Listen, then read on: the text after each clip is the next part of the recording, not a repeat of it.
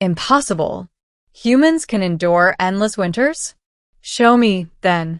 The alien Heir dared him, beginning the challenge. The grand hall of Xyrith burned with firelight and laughter. It was the annual gathering of the High Houses of Kerith, a warrior race known across the stars for their resilience and martial tradition. Songs of conquest echoed, and the alien nobles, tall, furred, and horned, boasted of feats and endurance in their harsh homeworld winters. Into this hall walked Captain Elias Ward, a human diplomat guard attached to the Terran delegation. He was shorter, leaner than the warriors around him, his skin pale in the flickering light. Most barely noticed him, save one. The princess, Irina of House Velther, heir to the throne, lounged upon the dais. Sharp-eyed, proud, and notorious for her sharp tongue, she had grown bored of speeches. Her gaze fell upon the human standing quietly by the wall. A smirk touched her lips. "Tell me, off-worlder," Irina called, silencing the chamber. "Is it true what they whisper? That your kind breeds year-round, without season, without restraint? That you are tireless?" The hall erupted in laughter. Elias flushed but remained calm. "Humans are adaptable, Your Highness. It is part of why we survive." Irina leaned forward, amused by his composure. "And they say you endure cold with nothing but cloth. Yet our winters last for cycles, freezing even the strongest of Kerith blood." "Impossible. Humans cannot endure endless winters." "Prove it then." The challenge rang like steel striking stone. The nobles cheered. Elias felt the weight of every eye in the chamber. He could have dismissed it, bowed out politely. But something in the princess's tone, equal parts mockery and curiosity, lit a spark within him. "I accept," he said simply. The hall stilled, then roared with approval. Middle. The Trial of Frost.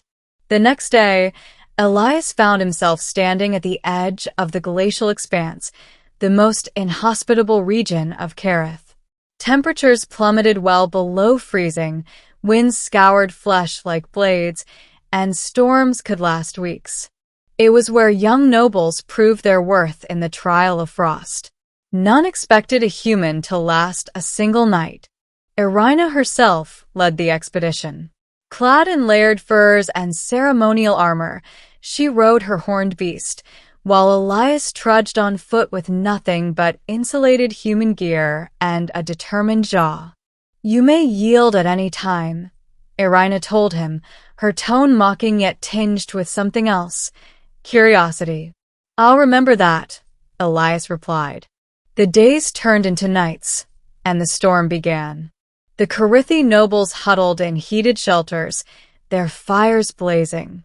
Elias, separated by tradition of the trial, dug himself into a snowbank, insulated by nothing but survival training.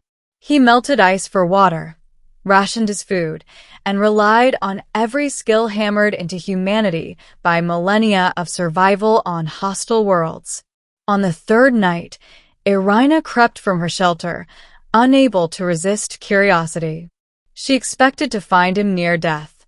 Instead, she found Elias awake, calm, his breath misting as he tended a small, controlled fire. "You should be frozen solid," she whispered. Elias smiled faintly. "Back on Earth, my ancestors lived through ice ages. Whole continents of snow and cold, for generations. We adapted, we endured. Your winters are fierce, princess, but they are not endless." Irina stared, shaken. She had wanted to humiliate him, but instead she saw a creature unlike any other, fragile seeming, yet unbroken. Rising conflict, breaking point. By the fifth day, even some of the Kerithi warriors were faltering. The winds howled, food supplies dwindled, and morale cracked. Elias, though exhausted, continued forward step by step. One night, a blizzard swept through, collapsing tents and scattering beasts. In the chaos, Irina was separated from her guard. The cold bit through even her furs, and her strength faltered. It was Elias who found her. He dragged her into the lee of an icy ridge, wrapping her in his emergency blanket. He pressed close, sharing his body heat, an act considered shockingly intimate by Karithi standards. "Why?" she whispered through chattering teeth.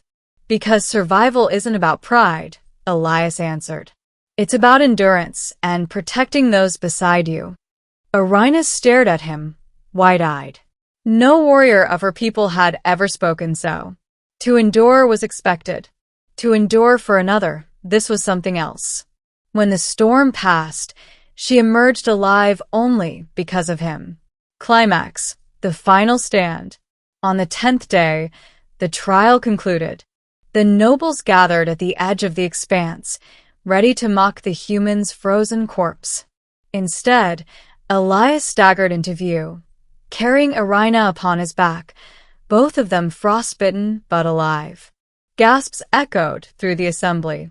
Never had a human completed the trial.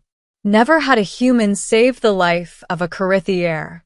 Irina slid from his back, her proud posture restored despite her exhaustion. She faced the court, her voice clear. "This human endured what many of our own could not. He is no weakling. He is no joke. He stood in the endless winter and did not fall." The court was stunned into silence. Then, slowly, some bowed their heads, not to Elias, but in acknowledgement of his feat. Elias, bruised and weary, only said, "Told you we adapt." Ending, respect forged in frost.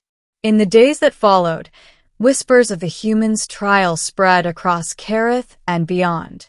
To the common people, Elias became a symbol of strange resilience, proof that humans were not frail pets of the galaxy, but survivors of their own harsh histories. For Irina, the experience changed something deeper. The mocking smirk she once wore when speaking to him was gone. In its place was respect and something softer, unspoken. One evening, she stood beside him at the palace gates. "When I first challenged you, I sought to break you. Now I see humans do not break. They endure." Elias glanced at her, tired but smiling.